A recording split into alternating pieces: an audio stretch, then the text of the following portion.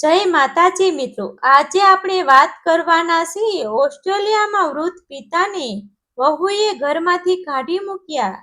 ગુજરાતના સૌરાષ્ટ્ર વિસ્તારમાં આવેલું એક નાનું ગામ, જ્યાં સવાર પડતા જ મંદિરમાંથી ઘટના અવાજો સંભળાતા, ખેતરોમાંથી પક્ષીઓનો કડો ગૂંજતો અને લોકો એકબીજાના સુખ દુઃખમાં ભાગીદાર બનતા. એ જ ગામમાં રમણભાઈ પટેલ નામના વૃદ્ધ ખેડૂત રહેતા હતા. તેમની પત્ની કાંતાબેન અને એક માત્ર દીકરો મયુર તેમના જીવનનો આધાર હતા. રમણભાઈ આખી જિંદગી તડકામાં પરસેવો વહાવીને ખેતી કરી હતી. તેઓ પોતે ભલે સાદું જીવન જીવતા હતા, પરંતુ દીકરો મોટો માણસ બને અને દુનિયામાં નામ કમાય તેવું સપનું રોજ જોતા હતા. ગામમાં જ્યારે કોઈ પૂછતું કે રમણભાઈ, આટલી મહેનત શા માટે કરો છો, ત્યારે તેઓ હસીને કહેતા, મારો દીકરો ભણીને વિદેશ જશે અને મારું નામ રોશન કરશે. સમય ધીમે ધીમે પસાર થતો ગયો. મયુર અભ્યાસમાં ખૂબ હોશિયાર હતો. રમણભાઈએ પોતાની જરૂરિયાતો કાપીને દીકરાને શહેરમાં ભણવા મોકલ્યો. ઘણીવાર પોતાની પત્નીના દાગીના પણ ગીરવે મૂકવા પડ્યા, પરંતુ તેમણે ક્યારેય ફરિયાદ કરી નહીં. આખરે એક દિવસ મયુરને ઓસ્ટ્રેલિયામાં સારી નોકરીની તક મળી. આખું ગામ ખુશીથી ઝૂમી ઉઠ્યું. ગામના શોકમાં લોકો ભેગા થઈને રમણભાઈને અભિનંદન આપવા લાગ્યા. કોઈ કહે, તમારો દીકરો તો હવે વિદેશમાં મોટો અધિકારી બનશે, તો કોઈ કહે, હવે તમારું ભાગ્ય બદલાઈ જશે. દીકરાને વિદેશ મોકલવા માટે રમણભાઈએ પોતાની પિતૃત્વ સંપત્તિનો એક ભાગ વેચી નાખ્યો. જમીન વેચતી વખતે તેમની આંખોમાં આંસુ હતા, કારણ કે એ જમીન તેમના પિતાની યાદ હતી. પરંતુ તરત જ તેમણે પોતાની આંખો લૂછી લીધી અને મનમાં કહ્યું, મારા દીકરાના ભવિષ્ય માટે આ બલિદાન કંઈ જ નથી. આખું ગામ મયુરને વિદાય આપવા બસ સ્ટેન્ડ સુધી આવ્યું હતું. રમણભાઈએ દીકરાના માથા પર હાથ ફેરવતા કહ્યું, બેટા, પૈસા ભલે ઘણા કમાઈ લે, પણ ક્યારેય પોતાના લોકોને ભૂલતો નહીં. ઓસ્ટ્રેલિયામાં મયુરની જિંદગી ધીમે ધીમે બદલાતી ગઈ. શરૂઆતમાં તે રોજ પોતાના માતા પિતાને વાત કરતો, ગામની યાદ કરતો અને જલ્દી પાછા આવવાનું વચન આપતો, પરંતુ સમય જતાં નોકરીની વ્યવસ્થા વધી ગઈ. થોડા વર્ષોમાં તેણે સારી કમાણી કરી, મોટું ઘર લીધું અને ત્યાં રહેતા ગુજરાતી પરિવારમાંથી જ એક યુવતી નિધિ સાથે લગ્ન કરી લીધા. રમણભાઈ અને કાંતાબેન ખૂબ ખુશ થયા. ગામમાં મીઠાઈ વેચાઈ. દરેકને લાગતું હતું કે હવે આ પરિવારના સુખના દિવસો શરૂ થયા, પરંતુ ભાગ્યે કંઈ બીજું જ લખ્યું હતું. થોડા સમય પછી કાંતાબેનનું અચાનક અવસાન થઈ ગયું. પત્નીના મૃત્યુ પછી રમણભાઈ સંપૂર્ણપણે એકલા પડી ગયા. જે ઘર ક્યારેક હાસ્યથી ગૂંજતું હતું, ત્યાં હવે શાંતિથી અને એકલતા છવાઈ ગઈ હતી.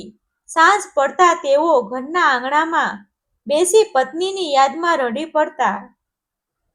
આ વાત જ્યારે મયુર સુધી પહોંચી, ત્યારે તેમણે પિતાને પોતાના પાસે ઓસ્ટ્રેલિયા બોલાવવાનો નિર્ણય કર્યો. ગામના લોકો પણ કહેવા લાગ્યા, હવે રમણભાઈએ એકલા શું કરવું, દીકરા પાસે જવું જોઈએ. આખરે ભારે મનથી રમણભાઈએ પોતાનું ઘર બંધ કર્યું. ગામના મંદિરના દર્શન કર્યા અને આંખોમાં આંસુ લઈને ઓસ્ટ્રેલિયા જવા નીકળી પડ્યા. શરૂઆતના થોડા દિવસો ખૂબ સારા રહ્યા. મયુર પિતાને શહેર ફરવા લઈ જતો, નિધિ પણ તેમની સારી રીતે સેવા કરતી. રમણભાઈને લાગ્યું કે હવે બાકીની જિંદગી શાંતિથી પસાર થશે. પરંતુ થોડા મહિનાઓ પછી પરિસ્થિતિ ધીમે ધીમે બદલાવા લાગી. રમણભાઈના ગામડાની સાદી આદતો નિધિને પસંદ આવતી નહોતી. તેઓ વહેલી સવારે ભગવાનનું નામ લેતા, ઘરમાં દીવો કરતા અને ક્યારેક પોતાના ગામની વાતો કરતા. નિધિને લાગવા લાગ્યું કે વૃદ્ધ સસરાના કારણે તેમની સ્વતંત્ર જીવનશૈલીમાં અડચણ આવી રહી છે. તે ધીમે ધીમે તેમના પ્રત્યે ઠંડી બનવા લાગી. એક દિવસ રમણભાઈ રસોડામાં પાણી લેવા ગયા ત્યારે નિધિ ગુસ્સાથી બોલી ઉઠી, તમારે કંઈ જોઈએ તો મને કહો, વાર વાર અહીં આવીને બધું વ્યસ્ત વ્યસ્ત ન કરો. રમણભાઈ શાંતિથી પાછા ફરી ગયા. તેમને પહેલીવાર લાગ્યું કે કદાચ તેઓ અહીં ભાર બની રહ્યા છે. દિવસો પસાર થતા ગયા. હવે નિધિ ઘણીવાર તેમને ઘરના નાના મોટા કામો કહેવા લાગી. ક્યારેક બગીચો સાફ કરવો, ક્યારેક વસ્તુઓ ગોઠવવી.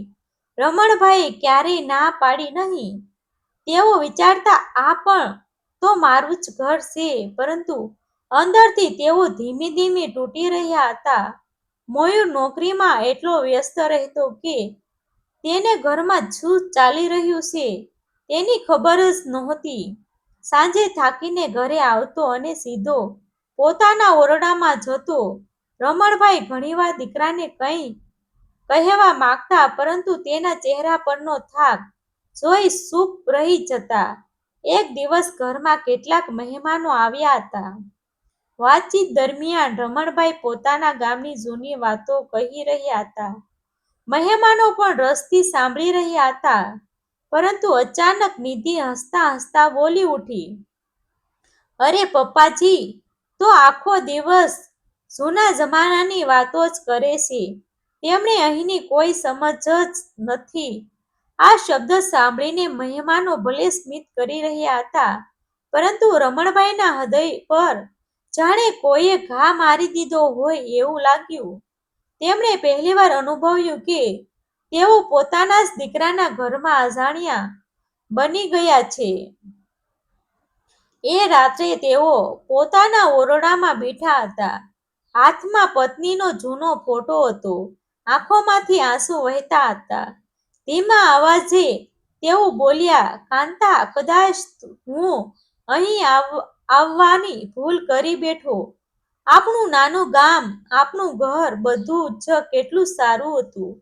રાત્રિનો સમય હતો. બહાર ઠંડો પવન ફૂંકાઈ રહ્યો હતો. પોતાના ઓરડામાં બેઠા રમણભાઈની આંખોમાં સતત આંસુ વહેતા હતા. પત્નીનો જૂનો ફોટો હાથમાં લઈને તેઓ ધીમા અવાજે બોલ્યા, કાંતા, જો તું આજે હોત તો કદાચ મને આ દિવસ જોવો ન પડ્યો હોત. પોતાના જ દીકરાના ઘરમાં તેઓ હવે મહેમાનથી પણ ઓછું સ્થાન ધરાવતા હતા. દિવસભર એકલા ઓરડામાં બેસી રહેવું, કોઈ સાથે વાત ન કરવી અને પોતાના ગામની યાદોમાં ખોવાઈ જવું હવે તેમની દિનચર્યાનો ભાગ બની ગયું હતું. થોડા દિવસો પછી પરિસ્થિતિ વધુ ખરાબ બની. એક દિવસ સવારે મયુર નોકરીએ જવા તૈયાર થઈ રહ્યો હતો ત્યારે નિધિ ગુસ્સામાં બોલી ઉઠી, હું હવે આ રીતે રહી શકું નહીં. આખો દિવસ તેમની સંભાળ રાખવી, તેમની આદતો સહન કરવી મારા માટે મુશ્કેલ બની ગયું છે. મયુરે શાંતિથી સમજવાનો પ્રયત્ન કર્યો, પરંતુ નિધિના મનમાં હવે વૃદ્ધ સસરાના પ્રત્યે અણગમો ભરાઈ ગયો હતો. મયુર વિચારતો હતો કે સમય જતાં બધું ઠીક થઈ જશે, પરંતુ તે સમજતો નહોતો કે તેના પિતાનું હૃદય દરરોજ થોડું થોડું તૂટી રહ્યું છે. એક દિવસ મયુર નોકરીએ ગયો હતો. બપોરે કોઈ નાની વાતને લઈને નિધિ અને રમણભાઈ વચ્ચે બોલાચાલી થઈ ગઈ હતી. ગુસ્સામાં નિધિએ એવા શબ્દ બોલી દીધા જે કોઈ વૃદ્ધ પિતા ક્યારેય સાંભળવા માંગતા નથી. તેણે કહ્યું, આ ઘર હવે અમારી જવાબદારી છે. જો તમને અહીં ગમતું ન હોય તો તમે જ્યાં જવું હોય ત્યાં જઈ શકો છો.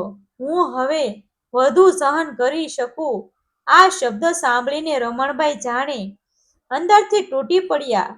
તેમણે એકવાર આખા ઘરને જોયું. દિવાલો પર દીકરા અને વહુના ફોટા હતા, પરંતુ ક્યાંય તેમને પોતાનું સ્થાન દેખાતું નહોતું. ધીમા પગલે તેઓ પોતાના ઓરડામાં ગયા. એક નાની થેલીમાં પોતાના થોડા કપડાં અને પત્નીનો ફોટો મૂક્યો. તેમની આંખોમાં આંસુ સતત વહેતા હતા. સાંજ પડી રહી હતી. બહાર આકાશમાં વાદળો ઘેરાઈ રહ્યા હતા. રમણભાઈ કોઈને કંઈ કહ્યા વગર ઘરની બહાર નીકળી ગયા. તેમના પગ ધીમે ધીમે આગળ વધી રહ્યા હતા, પરંતુ મનમાં વારવાર પાછળ ફરીને ઘરને જોઈ રહ્યું હતું. આ એ જ દીકરો હતો જેના નામે માટે તેમણે પોતાની જમીન વેચી હતી, પોતાની ખુશીઓનો ત્યાગ કર્યો હતો અને આખી જિંદગી મહેનત કરી હતી. થોડી વારમાં વરસાદ શરૂ થઈ ગયો. ઠંડી હવા વચ્ચે વૃદ્ધ રમણભાઈ રસ્તાની બાજુમાં આવેલી એક બેસવાની જગ્યાએ બેસી ગયા. તેમની આંખોમાં પોતાના ગામના દ્રશ્યો ફરી રહ્યા હતા. ખેતરો, મંદિર, ગામના લોકો, પત્ની સાથે વિતાવેલા દિવસો, બધું યાદ આવતા તેઓ ફૂટી ફૂટી રડવા લાગ્યા. એ જ સમયે ત્યાંથી પસાર થતા કેટલાક ગુજરાતી લોકોની નજર તેમના પર પડી.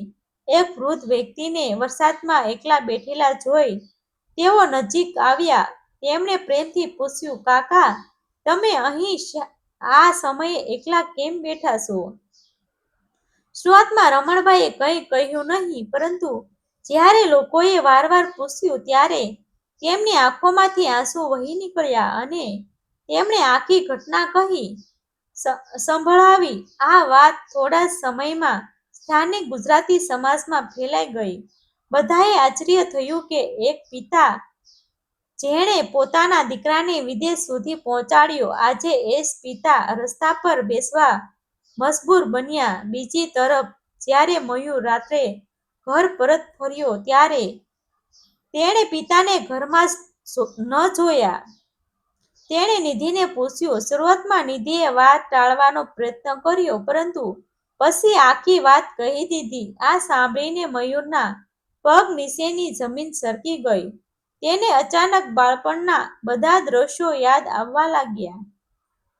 તેને યાદ આવ્યું કે કેવી રીતે તેના પિતા ઉનાળાની ગરમીમાં ખેતરોમાં કામ કરતા હતા, કેવી રીતે તેઓએ પોતાના નવા કપડાં ન લઈને તેણે ભણાવ્યો હતો, કેવી રીતે જમીન વેચીને તેને વિદેશ મોકલ્યો હતો, અને આજે એ જ પિતા ક્યાંક એકલા હતા. મયુરની આંખોમાં આંસુ આવી ગયા. તેણે તરત જ પિતાને શોધવાનું શરૂ કર્યું. આખી રાત તે શહેરની અનેક જગ્યાએ પર ફરતો રહ્યો. અંતે તેને ખબર પડી કે એક ગુજરાતી લોકોએ તેમના પિતાને આશ્રય આપ્યો છે. મયુર ત્યાં પહોંચ્યો. સામે બેઠેલા પોતાના વૃદ્ધ પિતાને જોઈ તે તૂટી પડ્યો. દોડીને પિતાના પગમાં પડી ગયો અને રડતા રડતા બોલ્યો, પપ્પા, મને માફ કરી દો. હું તમારી પીડા સમજી શક્યો નહીં. મેં જીવનમાં સૌથી મોટી ભૂલ કરી. રમણભાઈએ દીકરાના માથા પર હાથ ફેરવ્યો. તેમની આંખોમાં પણ આંસુ હતા. તેમણે ધીમા અવાજે કહ્યું, બેટા, માતા પિતા પોતાના સંતાનો સામે ક્યારેય મનના દ્વેષ રાખતા નથી, પરંતુ યાદ રાખજે, પૈસા અને વૈભવ માણસને મોટો નથી બનાવતા. માણસને મોટો બનાવે છે તેના સંસ્કાર. આ શબ્દ સાંભળીને ત્યાં હાજર દરેક વ્યક્તિની આંખો ભીની થઈ ગઈ. થોડા દિવસો પછી મયુરે નિર્ણય કર્યો કે હવે તે પોતાના પિતાને ક્યારેય એકલા નહીં છોડે. પરંતુ રમણભાઈએ શાંતિથી કહ્યું, મારું મન હવે મારા ગામમાં છે, જ્યાં મારા જીવનની યાદો છે, જ્યાં તારી માતાની યાદો છે. હું મારી બાકીની જિંદગી ત્યાં જ પસાર કરવા માંગુ છું. અંતે મયુર પોતાના પિતાને લઈને ગુજરાત પરત આવ્યો. જ્યારે ગામના લોકો રમણભાઈને ફરી પાછા આવતા જોયા ત્યારે સૌની આંખો ભીની થઈ ગઈ. રમણભાઈ ફરી પોતાના ઘરના આંગણામાં બેઠા મંદિરની ઘંટીઓ સાંભળી અને આકાશ તરફ જોઈને મનમાં બોલ્યા, હવે મને શાંતિ મળી. મયુરે પણ નક્કી કર્યું કે તે દર વર્ષ પોતાના ગામ આવશે અને પોતાના પિતાની સેવા કરશે. તેને હવે સમજાઈ ગયું હતું કે દુનિયાની સૌથી મોટી સંપત્તિ પૈસા નહીં, પરંતુ માતા પિતાના આશીર્વાદ છે. જે માતા પિતા પોતાના સંતાનો માટે આખી જિંદગી ત્યાગ કરે છે, તેમણે વૃદ્ધાવસ્થામાં પ્રેમ, સન્માન અને સહારો આપવો દરેક સંતાનોની સૌથી મોટી ફરજ છે. વિદેશની ચમક ક્યારેય પોતાના લોકોના પ્રેમથી મોટી નથી હોતી. ડિસ્ક્લેમર: આ વાર્તામાં સમાજમાં બનતી ઘટનાઓ અને વૃદ્ધ માતાપિતાની સ્થિતિ પરથી પ્રેરિત છે. વાર્તાનો હેતુ માત્ર મનોરંજન અને સામાજિક જાગૃતિ ફેલાવવાનો છે. પાત્રો અને ઘટનાઓમાં દર્શાવેલી સમાનતા માત્ર સહયોગ માનવી. આભાર મિત્રો, ગમે તો શેર કરી દેજો.